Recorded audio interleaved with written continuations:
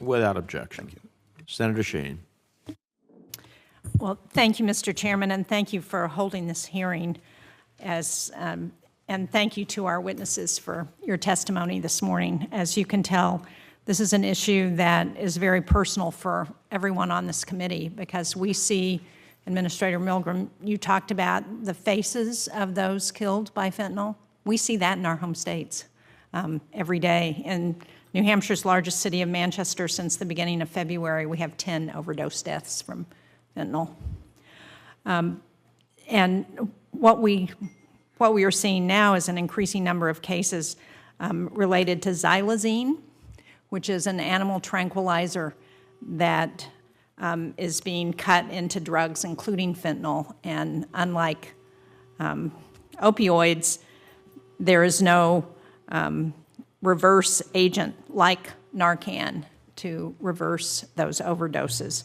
So can you tell me, Administrator Milgram, does the DEA have a position on scheduling drugs like xylazine that are used for legitimate medical purposes but that are being used illicitly? And what is your position on that?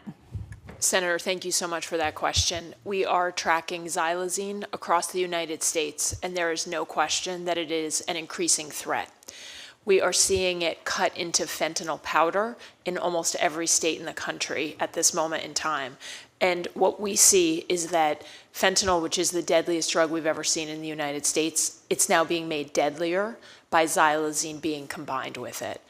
We asked HHS about 15 months ago to begin the process of scheduling xylazine.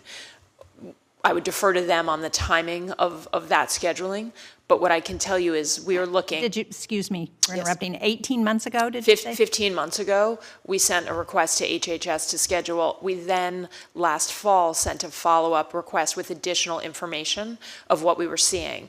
At this moment, my belief is that we have to do everything we can internally at DEA to stop this threat from happening, and my commitment to you is we'll do everything we can to stop it. Well, thank you, Mr. Chairman. I would argue that this committee may want to take a position on that with the FDA and HHS to schedule this when it's being used illicitly. I want to go back to Senator Risch's and others' comment about social media, because that, to me, is the most insidious aspect of what we're seeing right now, because social media platforms, Snapchat, TikTok, Instagram, they're all being used to market and sell pills that are laced with fentanyl. Right now, Senator Marshall and I have a piece of legislation named after a young man from Kansas who, much like Senator Ricketts' housewife, bought a fake prescription online on Snapchat. He thought it was Percocet. He took a half a pill and he died. And I think we've got to do more to force our social media companies to be responsible.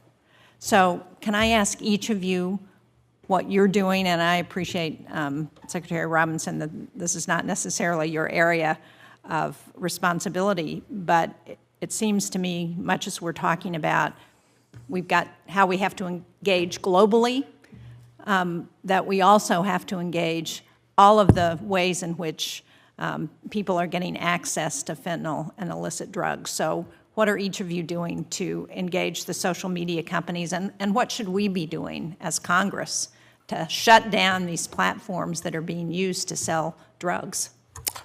Senator, thank you. Clearly, there's a lot more that social media platforms can do.